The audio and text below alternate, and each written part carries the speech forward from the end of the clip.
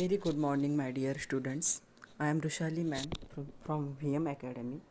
Today I am going to start the next topic of ionic equilibrium, lecture number 6. The topic is solubility denoted by S and solubility product denoted by KSP. तो चलो शुरू करते हैं आज का topic. I hope आप लोगों को सारे टॉपिक अच्छे से समझ में आ रहे हैं, आप लोग अच्छे से सारी पढ़ाई कर रहे हैं, नोट्स बना रहे हैं. तो चलो आज का टॉपिक स्टार्ट करते हैं. सबसे पहले देखते हैं सोल्युबिलिटी क्या है.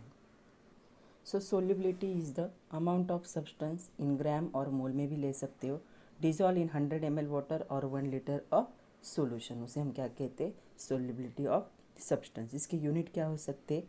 ग्राम पर लीटर हो सकता है या मोल पर लीटर हो सकता है, लेकिन अभी यहाँ पे हम यूज़ करने वाले मोल पर लीटर.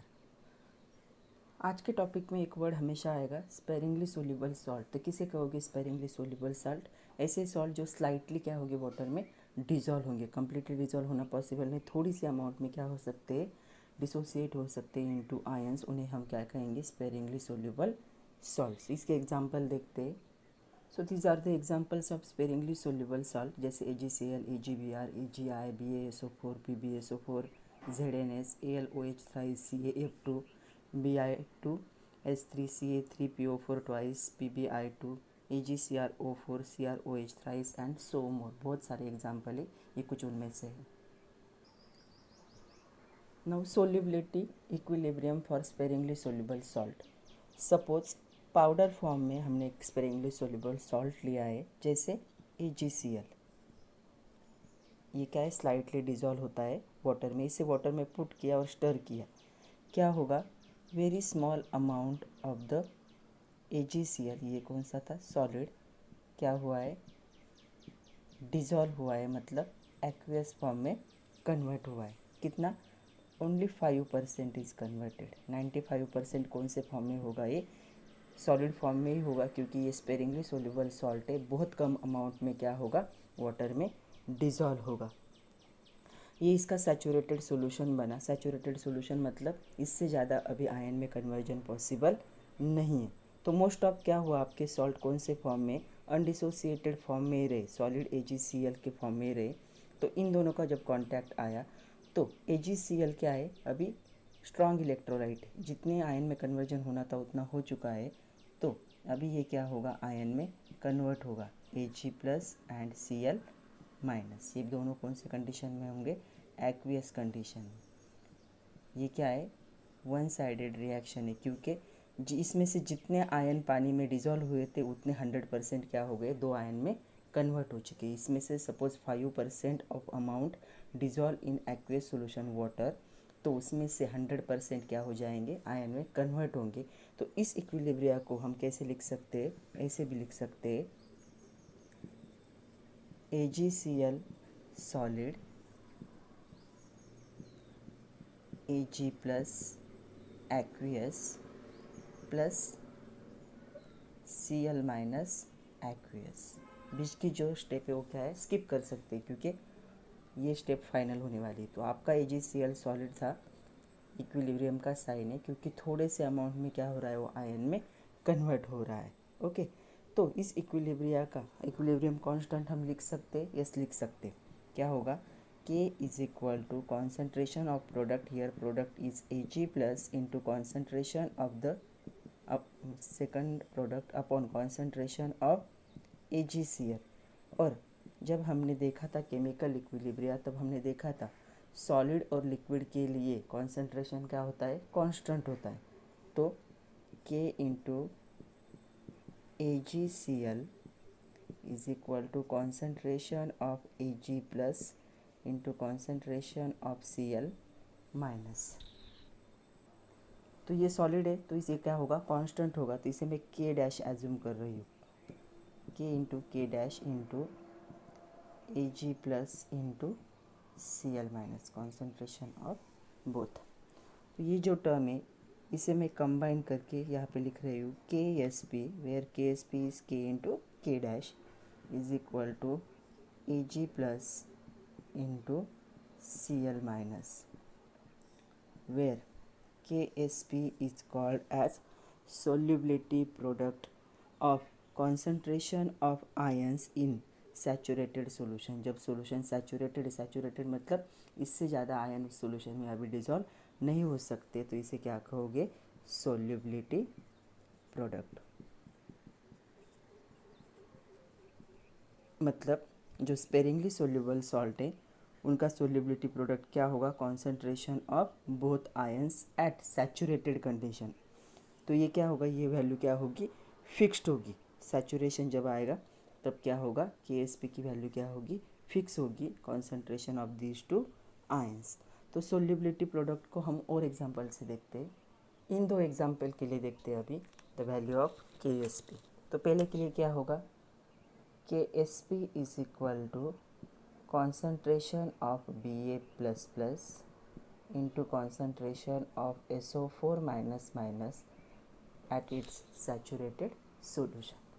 इसके लिए देखते हैं KSP is equal to concentration of Ca++।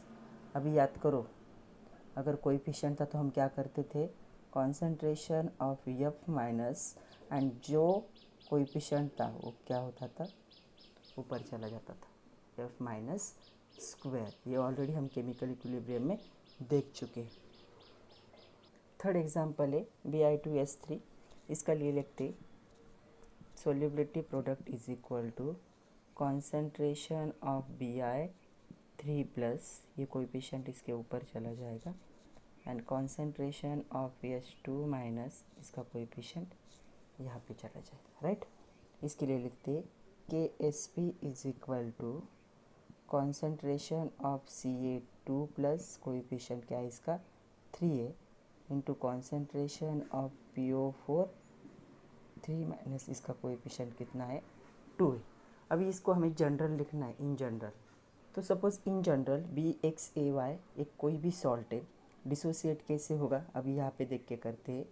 तो हमारा B क्या होगा, उसे कोएफिशिएंट कितना आएगा, जितने नंबर ऑफ वो प्रेजेंट है, तो यहाँ पे कितना आएगा coefficient, x number of B। समझ में आ रहा है। उसके ऊपर क्या आ रहा है, जितने नंबर ऑफ सेकंड आए, यानी कितने 2 है, तो इसके ऊपर 2 आया, तो यहाँ पे क्या आएगा y, और क्या आएगा प्लस, ओके प्लस। अभी ए के लिए देखते, ए के लिए क्या हुआ है, देखो 2 नंबर ऑफ, जितने बार वो प्रेजेंट होता है वो नंबर, ये कितनी बार प्रेजेंट है, y नंबर ऑफ ए। उसके सर पे -3 है, कहाँ से आए, बिकॉज कैल्शियम प्रेजेंट 3 टाइम, तो यहाँ बी कितने टाइम प्रेजेंट है, x नंबर ऑफ, तो x नंबर ऑफ निगेटिव। ये क्या हो गई जनरल। अभी जनरल KSP लिखते हैं इसके लिए। तो इसका KSP क्या होगा, concentration of By plus coefficient x है तो ऊपर चला जाएगा, into concentration of Ax minus, और y इसका कोएफिशिएंट ऊपर चला जाएगा। This is the general salt solubility equilibrium. ये सोल्युबिलिटी प्रोडक्ट है for general any reaction. Molar solubility क्या है, मोलर सोल्युबिलिटी सोल्युबिलिटी तो हमें पता है। The molar solubility, the number of moles of the compound, ये कंपाउंड है, dissolve to 1 litre of the saturated solution. तो 1 लीटर सैचुरेटेड सॉल्यूशन में जब डिजॉल्व करोगे तो उसे क्या कहेंगे, मोलर सोल्युबिलिटी। फॉर्मूला है molar solubility in mole per litre is equal to solubility in gram per litre upon molar mass of the compound in gram per mole. Next important topic है relationship between solubility S and solubility product KSP। ये जो दिया है book में general, वो बहुत hard है समझने के लिए। हम डायरेक्ट एग्जांपल से देखते हैं। हमें पहला टाइप देखना है, टाइप 1:1 मीन्स आपका कैटायन H2 एनायन का रेशियो कितना होना चाहिए, 1। मतलब आपका जो सॉल्ट या जो कंपाउंड होगा वो कैसे बनेगा, bye combination of 1 cation with 1 anion. इसके बहुत सारे एग्जांपल है, जैसे AgCl है, उसके बाद है AgI, then AgBr, then PbSO4, BaSO4। ये सारे कैसे बने हैं, bye combination of 1 cation and 1 anion. तो जो इसमें से कोई भी कंसिडर करते, AgBr को कंसिडर करते। तो AgBr डिसोसिएट होगा Ag plus Br minus KSP लिख सकते, एस लिख सकते, concentration of Ag plus into concentration of Br minus, right. अभी इसकी सोल्यूबिलिटी, सपोज हम एज्यूम करते हैं इसकी सोल्यूबिलिटी S थी, तो ये भी कितना फॉर्म होगा 1S, मतलब S number of Ag plus ion form होंगे और S number of Br minus ion form होंगे। तो चलो ये यहाँ पे डालते S और ये भी कितनी अमाउंट S, तो आपका KSP क्या हो जाएगा S स्क्वायर फॉर 1:1 रेशियो, मतलब when the salt containing one cation and one anion, the relationship between KSP and S solubility is KSP is equal to S square for the single cation and single anion। Second type देखते, second type है 1:2 और 2:1 type, मतलब आपका एक cation दो anion के साथ combination में हो या फिर दो कैटायन एक एनायन के साथ कॉम्बिनेशन में हो, तो आपका कंपाउंड AB2 बन सकता है या A2B बन सकता है। इसके एग्जाम्पल है PbI2, PbCl2, Ag2Cr O4, ये बहुत बार आता है एग्जाम में। तो चलो इसमें से कोई भी कंसिडर करते, मैं ये कंसिडर कर रही हूँ। तो PbI2 डिसोसिएशन होगा Pb2 plus 2I minus, KSP लिखते, KSP is equal to concentration of Pb2 plus into concentration of I minus और उसका कोएफिशिएंट 2 है। ओके, सपोज ऐसे अज्यूम करते इसकी सोल्यूबिलिटी S थी, कितने आयंस फॉर्म होंगे S नंबर ऑफ हमने देखा है 1 मोल के कितने आयन फॉर्म होते हैं AB1, वैसे ही अब ये दोनों वैल्यू यहाँ पे पुट करो, S इंटू 2S स्क्वायर, तो क्या होगा S इंटू 4S स्क्वायर, तो ये वैल्यू क्या होगी 4S क्यूब।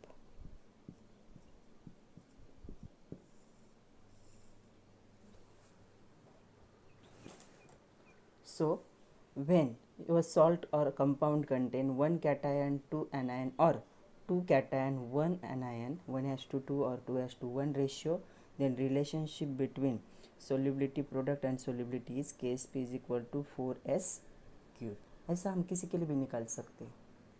थर्ड टाइप है 1:3 टाइप, मतलब 1 कैटायन 3 एनायन, AB3 टाइप का ये कंपाउंड हो सकता है। इसके एग्जांपल है AlCl3, AlOH thrice, CrOH thrice. इसमें से एक एग्जांपल ले रही हूँ मैं, AlOH थ्राइस। डिसोसिएशन कैसे होगा AlOH थ्राइस का, Al3 plus plus 3OH minus. KSP क्या होगा इसका, KSP is equal to concentration of Al3 plus into concentration of OH minus, coefficient 3 है, सो इसका क्यूब होगा। एज्यूम करते S नंबर ऑफ थे, एक ही मोल फॉर्म हुआ है, S यहाँ पे कितने फॉर्म होंगे 3S, राइट। चलो वैल्यू यहाँ ऐड करते, S इंटू 3S क्यूब क्या होगा S इंटू 27S क्यूब, तो ये क्या होगा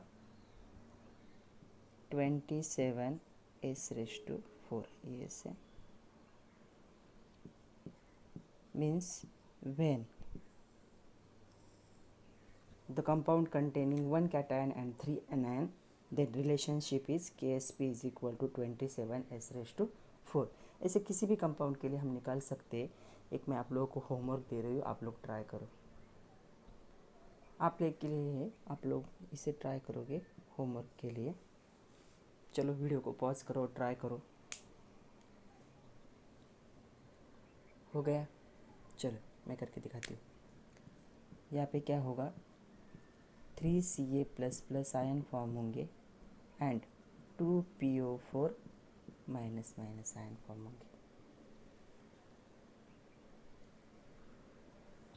ओके, तो इसे अगर मैं S एज्यूम करती हूँ तो ये क्या होगा 3S और ये क्या होगा 2S।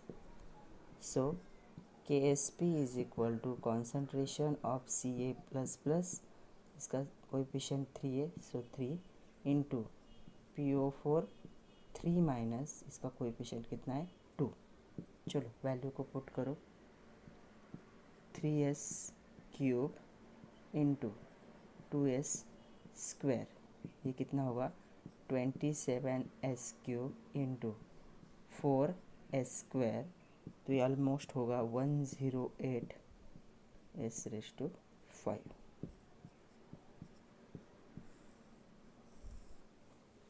ओके, तो ऐसे हम किसी भी कंपाउंड के लिए क्या कर सकते हैं, KSP और S जो सोल्युबिलिटी है उसका रिलेशन निकाल सकते। नेक्स्ट टॉपिक है कंडीशन ऑफ प्रेसिपिटेशन। इसके लिए हमें आयोनिक प्रोडक्ट देखना है, इसे IP से डिनोट करोगे। सपोज कोई भी इलेक्ट्रोलाइट है AB सॉलिड स्टेट में डिसोसिएट कर रहा है into 2 ion A+ and B-, तो IP को कैसे डिनोट करोगे, IP is equal to concentration of A+ into concentration of B-। लेकिन ये वैल्यू क्या आएगी, एट एनी कॉन्सेंट्रेशन, सैचुरेशन की ज़रूरत नहीं है, क्योंकि क्या है आयोनिक प्रोडक्ट है, आयन के प्रोडक्ट चाहिए हमें से, तो ये किसी भी कॉन्सेंट्रेशन पे इसे हम ले सकते हैं। मतलब ये क्या होगा, वेरिएबल होगा, कांस्टेंट वैल्यू नहीं होगी। लेकिन इसी इक्वेशन का अगर मैं KSP निकालूँ तो क्या होगा, KSP is equal to concentration of A+ into concentration of B-। देखने के लिए दोनों इक्वेशन सेम लग रहे, लेकिन ये क्या आएगा एट सैचुरेशन। जब आपका सॉल्यूशन सैचुरेटेड है तब ऐसी कंडीशन आएगी। मतलब एट एनी कॉन्सेंट्रेशन आप ये निकाल सकते हो, आयोनिक प्रोडक्ट दोनों का कॉन्सेंट्रेशन की मल्टीप्लिकेशन होगी। और KSP कब होगी, इसमें मैक्सिमम नंबर ऑफ आयन में कन्वर्जन हुआ है और आयन में कन्वर्जन नहीं होगा, तब क्या होगी, सैचुरेशन की कंडीशन होगी, तब क्या होगा A+ और B- का प्रोडक्ट क्या होगा, KSP। तो इसे कैसे डिफाइन करेंगे हम आयोनिक प्रोडक्ट को, ionic product is define as same way of solubility product, solubility product जैसा ही है, only difference is that ionic product expression contain concentration of ion at any condition. जो कॉन्सेंट्रेशन आयन का किसी भी कंडीशन, फर्स्ट स्टेज पे ले सकते हो, सेकंड या फाइनल स्टेज पे भी ले सकते हो। Whereas expression of solubility product contain only at the equilibrium, जब सैचुरेशन है या इक्विलिब्रियम की कंडीशन है, जब दोनों साइड बैलेंस हो जाएंगे, तब जब हम कॉन्सेंट्रेशन आयन के कॉन्सेंट्रेशन की मल्टीप्लिकेशन लेंगे, वो क्या होगा, KSP। तब इन दोनों का क्या रिलेशन है और इस पे प्रेसिपिटेशन डिपेंड है, तो हम देखते हैं इनका रिलेशन क्या है। तो हमारे पास ये 3 कंडीशन है। एक तो क्या है, आपका आयोनिक प्रोडक्ट और सोल्युबिलिटी प्रोडक्ट इक्वल हो सकते। सेकंड पॉसिबिलिटी है, आपका आयोनिक प्रोडक्ट सोल्युबिलिटी प्रोडक्ट से हायर हो सकता है, या फिर आपका आयोनिक प्रोडक्ट सोल्युबिलिटी प्रोडक्ट से क्या हो सकता है, लोअर हो सकता है। तो पहली कंडीशन देखते हैं, ये जब दोनों की वैल्यू सेम आएगी, मतलब आपने IP की वैल्यू कब निकाली है, एट सैचुरेशन एट इक्विलिब्रियम, तो यहाँ पे क्या होगा, सैचुरेशन होगा या फिर इक्विलिब्रियम एग्जिस्ट करेगा इस कंडीशन पे, क्योंकि दोनों की वैल्यू क्या आ रही है, सेम। इसकी वैल्यू हम एनी कॉन्सेंट्रेशन पे लेते थे और इसकी वैल्यू हम लेते थे एट द इक्विलिब्रियम, तो दोनों सेम है, मतलब सैचुरेशन भी हुआ है और इक्विलिब्रियम एग्जिस्ट कर रहा है। सेकंड कंडीशन देखते हैं, जब IP की वैल्यू आपकी KSP की वैल्यू से क्या आ रही है, हायर आ रही। जब दोनों इक्वल थे तब क्या हो रहा था, सैचुरेशन। अभी IP की वैल्यू इंक्रीज हो रही, मतलब अभी क्या होगा, सुपर सैचुरेशन।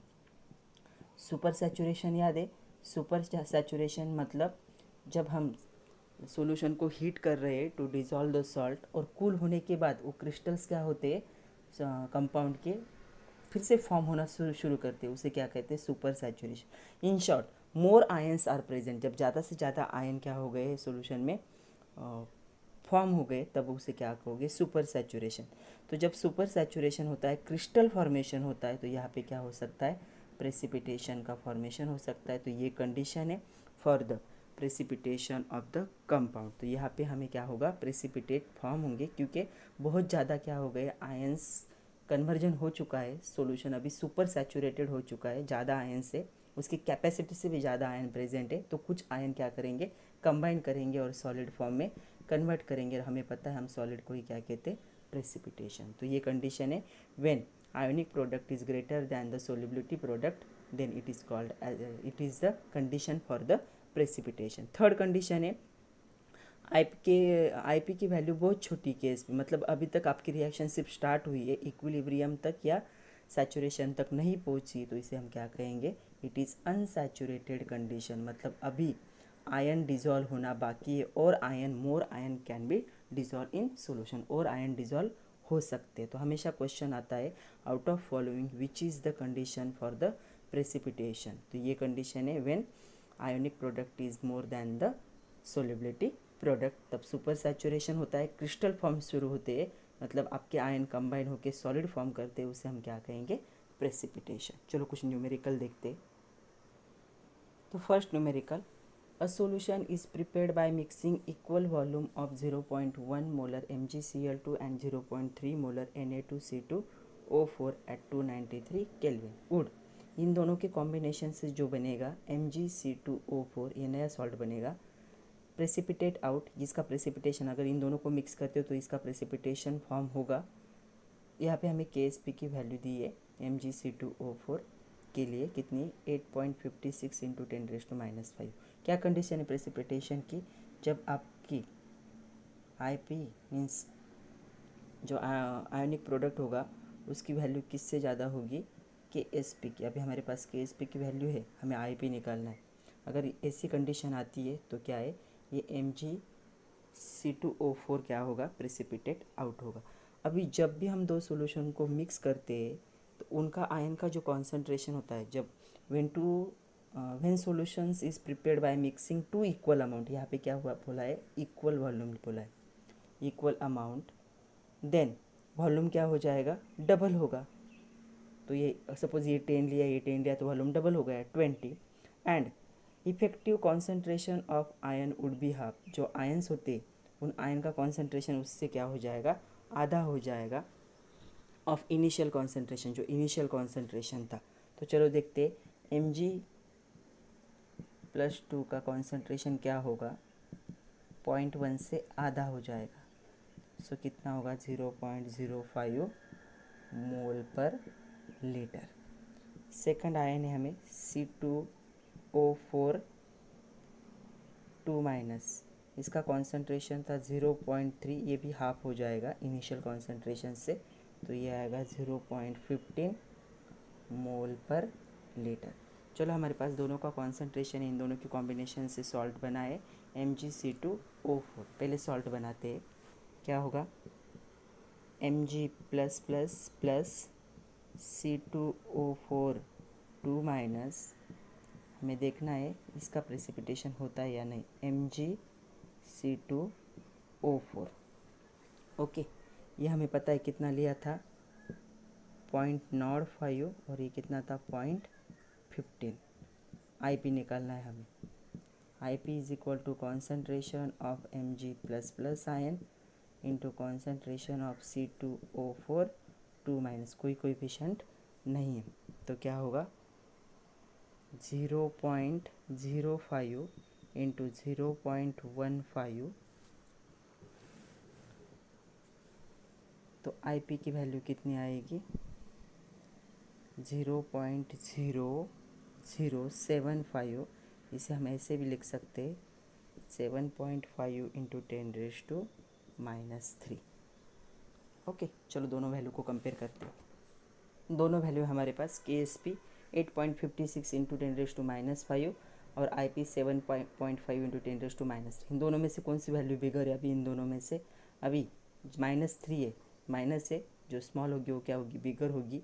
मतलब यहाँ पे आपके IP की वैल्यू KSP के वैल्यू से हायर आ रही है due to super saturation of Mg C2O4, it precipitate out. तो यहाँ पे प्रेसिपिटेट फॉर्म होगा।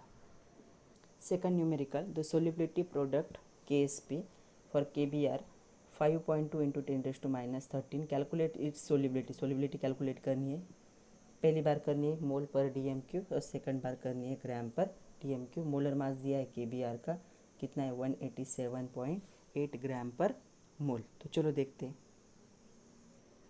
तो लिखते हैं solubility equilibrium AgBr, first type है 1:1 का, Ag plus Br minus, suppose S number थे तो S नंबर फॉर्म होंगे, S नंबर फॉर्म होंगे।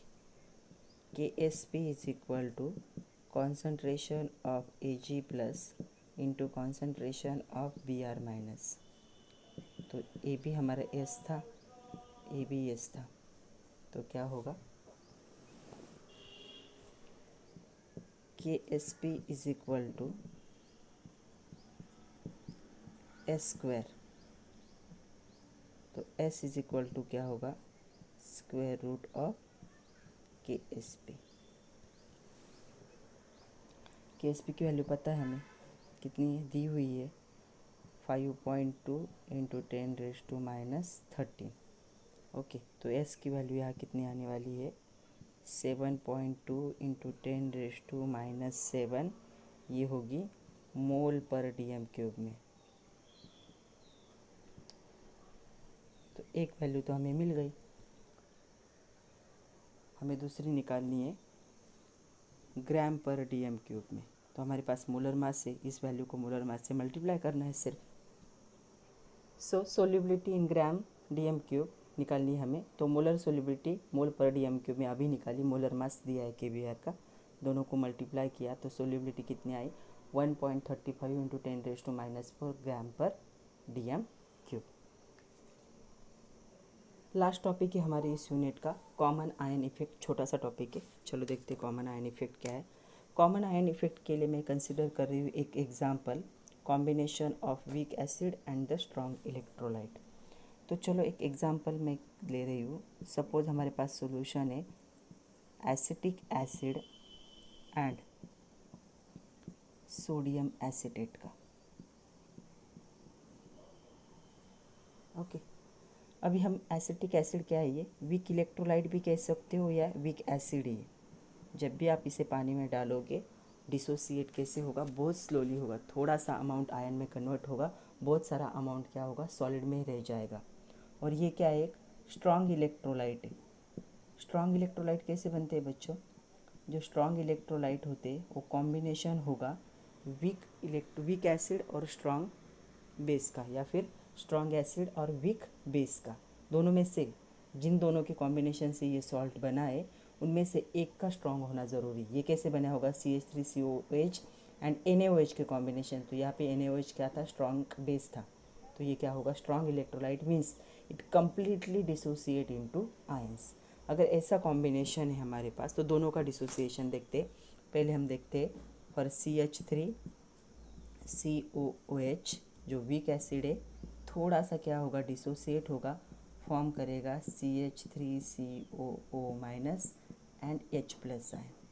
ओके, हमारे पास सेकंड है जो स्ट्रॉन्ग इलेक्ट्रोलाइट है, जो कम्प्लीटली क्या होने वाला है, डिज़ोल्व होने वाला है इनटू वाटर। तो ये फॉर्म करेगा CH3COO- एंड Na+। तो आपके सॉल्यूशन में अभी 4 आयन प्रेजेंट है। पहले क्या हुआ था, इसका थोड़ा सा डिसोसिएशन हुआ था, हम कैसे कहते हैं 1%, और 99% क्या है, आयनिक अनआयोनाइज्ड फॉर्म में, थोड़े से उसने आयन फॉर्म किए थे। और ये क्या है, ये स्ट्रॉन्ग इलेक्ट्रोलाइट है, 100% डिसोसिएशन हो गया तो वन साइडेड रिएक्शन है। यहाँ पे बहुत सारे क्या हो गए, CH3COO- और Na+ आयन क्या हो गए, फॉर्म हो गए। अगर इन दोनों में देखोगे तो ये आयन क्या है, कॉमन आयन, एक कॉमन आयन फॉर्म हुआ है। सेम सॉल्यूशन में दोनों ने भी एक सेम आयन फॉर्म हुआ। अभी क्या होगा, इसका इफेक्ट होने वाला है। हमने एक प्रिंसिपल देखा था केमिकल इक्विलिब्रियम में, ली चाटरलियस प्रिंसिपल, ये बहुत इंपॉर्टेंट था। क्या था उसके अकॉर्डिंग, अगर आपका A और B इक्विलिब्रियम दिखा रहा है C एंड D में, तब इस साइड का जो कॉन्सेंट्रेशन होगा वो क्या होगा, इस साइड के इक्वल में होगा। Means the rate of forward reaction is equal to rate of backward reaction. अगर यहाँ का कॉन्सेंट्रेशन इंक्रीज होता है, मतलब C का कॉन्सेंट्रेशन अगर बहुत इंक्रीज होगा, मैंने इस सॉल्यूशन में C बहुत अमाउंट में ऐड कर दिया, तो बैलेंस होने के लिए क्या करेगा, वो बैकवर्ड रिएक्शन शो करेगा, equilibrium shift towards the backward reaction. अगर मैंने इसमें A का कॉन्सेंट्रेशन डाल दिया, A के बहुत सारे आयंस डाल दिए, तो यहाँ पे कॉन्सेंट्रेशन इंक्रीज हुआ तो प्रोडक्ट का रेट बढ़ेगा, तो क्या होगा, ये जो फॉरवर्ड रिएक्शन का रेट है वो क्या होता था, इंक्रीज होता था। हमने इसके बहुत सारे एग्जांपल भी देखे थे। ओके, तो यहाँ पे क्या हो रहा है, ऊपर देखो, पहले तो क्या हुआ, इसने क्या किए, ये आयंस फॉर्म किए, राइट, थोड़ा सा डिसोसिएशन हुआ, प्रोसेस एकदम स्लोली हो रही थी, तब भी स्ट्रॉन्ग इलेक्ट्रोलाइट आया और बहुत सारे क्या कर दिए उसने, CH3CO माइनस आयन सोल्यूशन में फॉर्म कर दिए। अब इसने जितने आयन फॉर्म किए थे वो थोड़े से थे, इसने कितने आयन फॉर्म किए, बहुत ज़्यादा क्वांटिटी, हाई क्वांटिटी में इसने आयन्स फॉर्म कर दिए। तो क्या हुआ, इस साइड में एक कंपाउंड का कॉन्सेंट्रेशन इंक्रीज हो गया, जैसे C का इंक्रीज हो गया, तो क्या होगा इस रिएक्शन में, ये जो बैकवर्ड रिएक्शन है उसका रेट क्या होगा, हाई होगा। इसका इक्विलिब्रियम डिस्टर्ब हुआ due to more concentration of CH3CO minus ion, जो कहाँ से आए, यहाँ से आए। तो इसका इक्विलिब्रियम डिस्टर्ब हुआ तो ये क्या करेगा, अपना इक्विलिब्रियम स्टेबल करने के लिए क्या करेगा, बैकवर्ड रिएक्शन दिखाएगा। मतलब जो 1% उसका डिसोसिएशन हुआ था वो क्या होगा, अभी सप्रेस्ड होगा, मतलब वो वापस क्या हो रहा है, अनआयोनाइज्ड फॉर्म में जा रहा है। क्यों, क्योंकि सॉल्यूशन में बहुत सारे CH3CO माइनस आयन फॉर्म। ये कैसे जाएगा, by combining with this, H+ के साथ कंबाइन होगा। मतलब ये जब इस फॉर्म में जाएगा तो इसके साथ H+ आयन का कॉन्सेंट्रेशन भी सॉल्यूशन में क्या होने वाला है, कम होने वाला है। इसे हम क्या कहेंगे, कॉमन आयन इफेक्ट। तो डिफाइन कैसे करोगे, common ion effect states that the ionization of weak electrolyte, ये वीक इलेक्ट्रोलाइट है, उसका आयोनाइजेशन सप्रेस्ड मतलब डिक्रीज, तो डिग्री ऑफ डिसोसिएशन क्या होगी उसकी, डिक्रीज होगी। In presence of strong electrolyte, ये स्ट्रॉन्ग इलेक्ट्रोलाइट, इसके प्रेजेंस में इसका डिसोसिएशन क्या हो रहा है, सप्रेस हो रहा है, डिक्रीज हो रहा है, रिवर्स में जा रहा है। कंटेनिंग कॉमन आयन, एक कंडीशन है कि दोनों में कॉमन आयन होना ज़रूरी है, इसे हम क्या कहेंगे, कॉमन आयन इफेक्ट।